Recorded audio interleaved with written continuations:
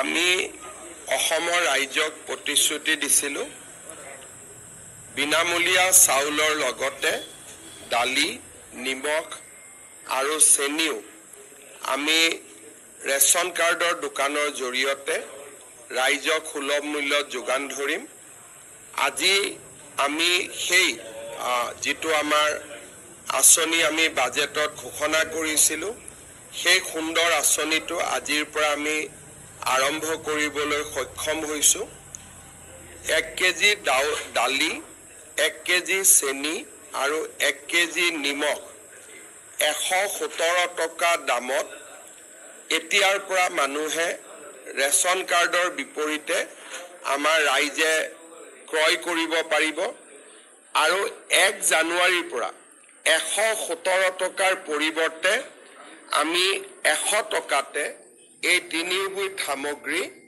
আমি যোগান ধৰিম সামগ্ৰী তিনিবিধ একেলগেও কিনিব পাৰে বা পৃথকে পৃথকেও কিনিব পাৰে অসমৰ 70 লাখ পৰিয়ালে এই আঁচনিটোৰ পৰা উপকৃত হ'ব আৰু ইয়াত কোনো সিলেকশন ক্ৰাইটেৰিয়া নাই যাৰে ৰেচন কাৰ্ড আছে তেওঁলোকে এই আঁচনিটোৰ সুফল লাভ কৰিব পাৰিব আপোনালোকে নিশ্চয় মুখ্যমন্ত্ৰী মহোদয়ৰ বক্তব্য শুনিলে গতিকে এই আঁচনিৰ শুভাৰম্ভণিৰ লগে লগে ৰাজ্যৰ লাখ লাখ লোক ইয়াৰ দ্বাৰা উপকৃত হ'ব পাৰিব গতিকে অত্যন্ত এটা সুখবৰ আৰু এতিয়া আমি মুখ্যমন্ত্ৰী মহোদয়ে দ্বিতীয়টো মন্তব্য আপোনালোকক শুনাব বিচাৰিছোঁ অত্যন্ত এটা সুখবৰ বাকি মানুহৰ ঘৰত বাচ্চাবিলাকে কাপোৰ কানি পায় দুখীয়া মানুহেতো কাপোৰ কানি দিব নোৱাৰে এইবাৰৰ কাৰণে মই সেইকাৰণে আৰু এটা মনত ভাবি থৈছোঁ যে বিহু আৰু পূজা আহিলে অৰুণোদয় বেছি কৰি দিম যাতে বাচ্চা কাপোৰ এখন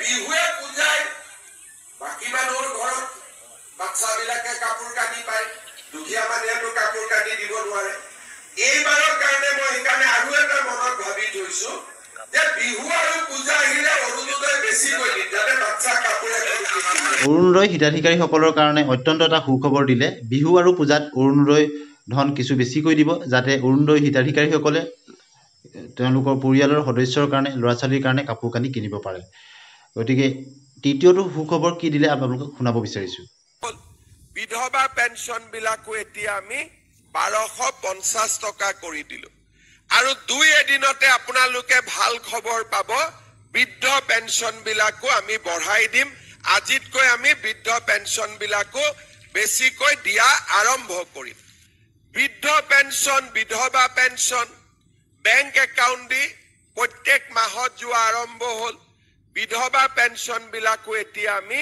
1250 টকা কৰি দিলোঁ আৰু 2 এদিনতে আপোনালোকে ভাল খবৰ পাব বৃদ্ধ পেঞ্চন বিলাকো আমি বঢ়াই দিম বৃদ্ধ পেঞ্চন লাভ কৰা পেঞ্চনাৰ আৰু বিধৱা পেঞ্চন লাভ কৰা সকলৰ কাৰণেও সুখবৰ দিলে মুখ্যমন্ত্ৰী মহোদয়ে গতিকে ৰাজ্যিক কেবিনেটৰ এটা সিদ্ধান্তৰ বিষয়ে পৰৱৰ্তী বাতৰিত জনাব বিচাৰিছোঁ লোকসভা ভৱনত মুখ্যমন্ত্ৰীৰ অধ্যক্ষতাত অনুষ্ঠিত হয় কেবিনেট বৈঠক আৰু বৈঠকত বিভিন্ন গুৰুত্বপূৰ্ণ সিদ্ধান্ত গ্ৰহণ কৰা হয় বহু বিবাহ প্ৰথা বন্ধ কৰিবলৈ বিধেয়ক উত্থাপনৰ ক্ষেত্ৰত অনুমোদন জনোৱা হয় ৰাজ্যিক কেবিনেটৰ বৈঠকত আৰু মুখ্যমন্ত্ৰীৰ অধ্যক্ষতাত এই কেবিনেট বৈঠক অনুষ্ঠিত হৈছিলে বিধেয়কখন গৃহীত হোৱাৰ পাছত বহু বিবাহ কৰাসকলৰ হ'ব কাৰাদণ্ড বহু বিবাহ কৰা লোকে গ্ৰেপ্তাৰ হ'লে সহজে লাভ নকৰিব জামিন গতিকে অত্যন্ত এটা সুখবৰ বহু বিবাহ অৱসৰৰ ক্ষেত্ৰত কঠোৰ হৈছে ৰাজ্য চৰকাৰ সংবাদমেল যোগে এই বিষয়ে সদৰি মুখ্যমন্ত্ৰী ডক্টৰ হিমন্ত বিশ্ব শৰ্মা ডাঙৰীয়াৰ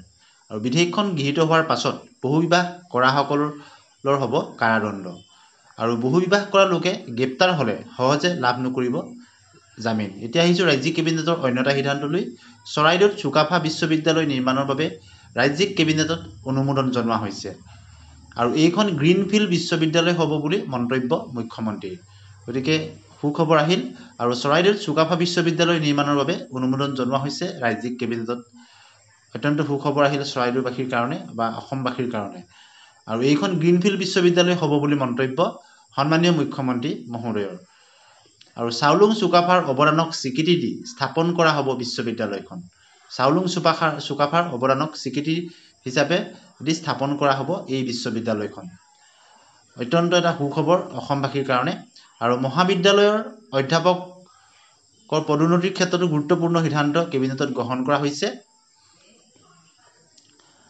কি সিদ্ধান্ত গ্ৰহণ কৰা হৈছে অধ্যাপকৰ পদোন্নতিৰ ক্ষেত্ৰত যে ডেট অফ এলিজিবিলিটি অনুসৰি পদোন্নতি দিয়াৰ সিদ্ধান্ত গ্ৰহণ। এতিয়াৰে পৰা ডেট অফ এলিজিবিলিটি অনুসৰি পদোন্নতি দিয়াৰ সিদ্ধান্ত গ্ৰহণ কৰা হৈছে ৰাজ্যিক কেবিনেটত। মহাবিদ্যালয়ৰ অধ্যাপকৰ পদোন্নতিৰ সন্দৰ্ভত বিশেষ সিদ্ধান্ত লোৱা হৈছে। এতিয়াৰে পৰা যোগ্যতাৰ ভিত্তিত পদোন্নতি দিয়া হ'ব প্ৰতিগৰাকী অধ্যাপকক। গতিকে ডেট অফ এলিজিবিলিটি অনুসৰি পদোন্নতি দিয়াৰ সিদ্ধান্ত গ্ৰহণ কৰা হৈছে। এতিয়া হৈছে অন্য এটা সুখবৰলৈ যে ৰাষ্ট্ৰীয় খাদ্য সুৰক্ষা আইনৰ অধীনত পৰিয়াললৈ বজাৰতকৈ সুলভ মূল্যত মচুৰ দাইল, চেনি আৰু নিমখ যোগান আঁচনিৰ শুভাৰম্ভ কৰি হিমন্ত বিশ্ব শৰ্মা ডাঙৰীয়াই আপোনালোকে ভিডিঅ' ক্লিপটো ইতিমধ্যে প্ৰথমতে দেখিছে। গতিকে অত্যন্ত এটা সুখবৰ। ইয়াত মচুৰ দাইল 69 টকাত, চেনি 38 টকাত আৰু নিমখ 10 টকাত মূল্যত প্ৰদান কৰা হ'ব।